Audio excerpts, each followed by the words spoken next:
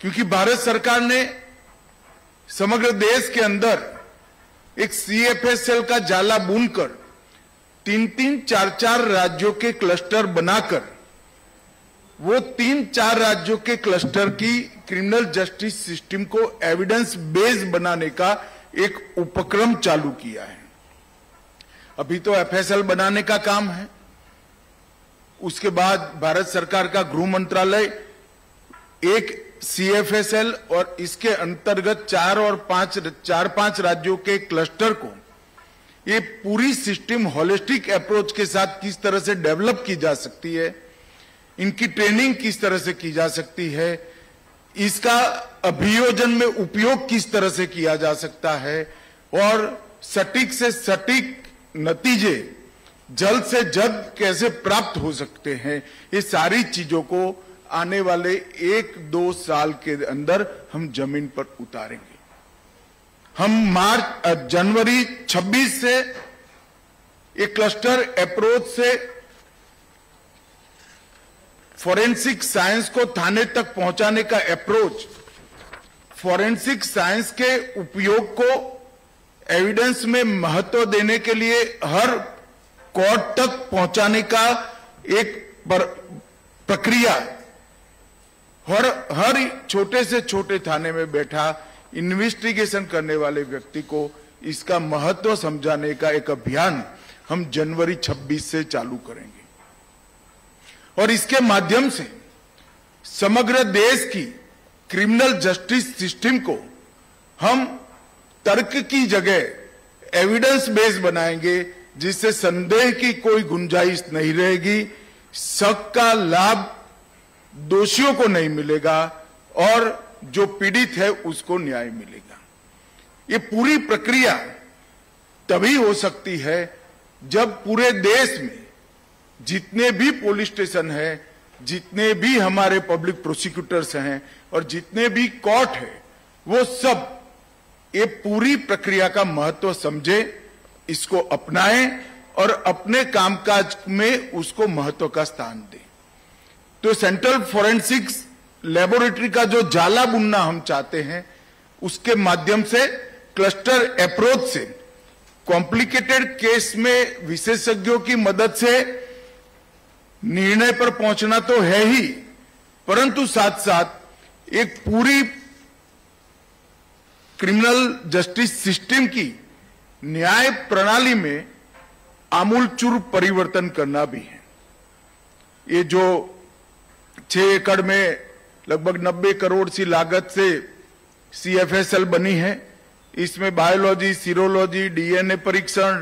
Chemistry, विस्फोटक, विष विज्ञान, narcotics, ballistic, computer science, psychology और फिजिक्स, ये सब डिपार्टमेंट एक साथ चालू होंगे। तो राज्यों की एफएसएल में जहां तज्ञता की जरूरत होगी, विशेषज्ञ की जरूरत होगी, वो सारे केस यहां बहुत सरलता से ट्रांसफर भी होंगे और इसका उपयोग भी कर पाएगा। आज यहां पर नारकोटिक्स संस्करण 2 और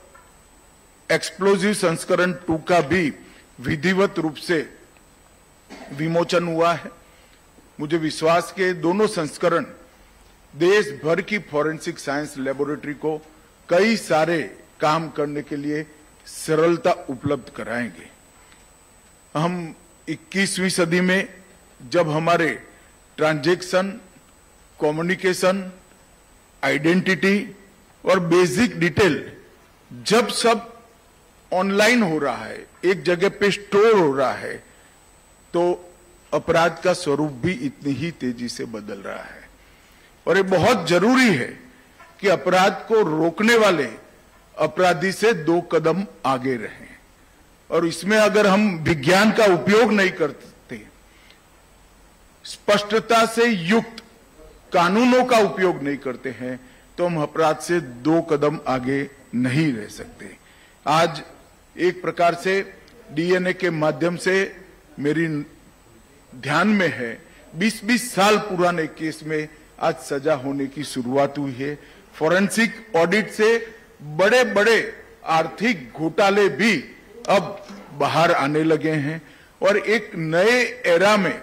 हमारी क्रिमिनल जस्टिस सिस्टम पहुंच रही है। Mobile forensic, call details analysis, app uses का ट्रेस और साइकोलॉजिकल प्रोफाइलिंग ने एक हमारी आपराधिक न्याय प्रणाली को नए एरा में पहुंचाने में बहुत बड़ा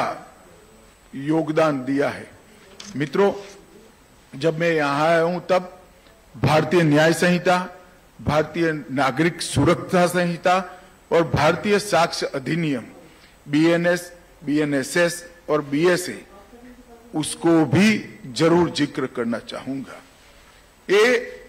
भारत के लोगों द्वारा चुनी गई संसद ने भारत के लोगों के संविधान अधिकारों की रक्षा के लिए बनाए कानून। 160 साल पुराने अंग्रेजों ने बनाए हुए कानून को नरेंद्र मोदी जी के नेतृत्व में भारत सरकार ने खत्म कर नए भारत के नए कानून लेकर हम आगे बढ़े हैं और लोगों को न्याय दिलाने की दिशा में मैं मानता हूं कि ये एक क्रांतिकारी बदलाव है। अब प्रमाण के अभाव में निर्दोष दोषी निर्दोष नहीं छूट जाएंगे, इसका मुझे पूरा भरोसा है। ये कानून में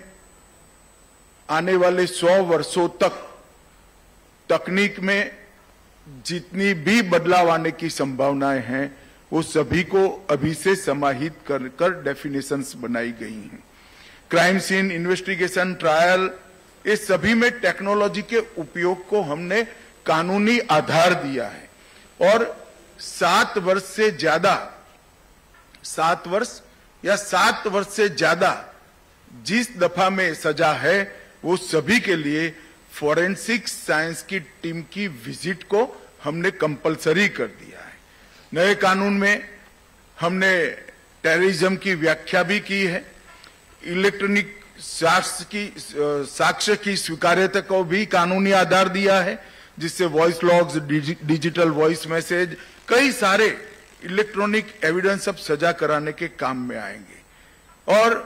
पुलिस जांच में ऑडियो वीडियो रिकॉर्डिंग, फोरेंसिक साक्ष्य की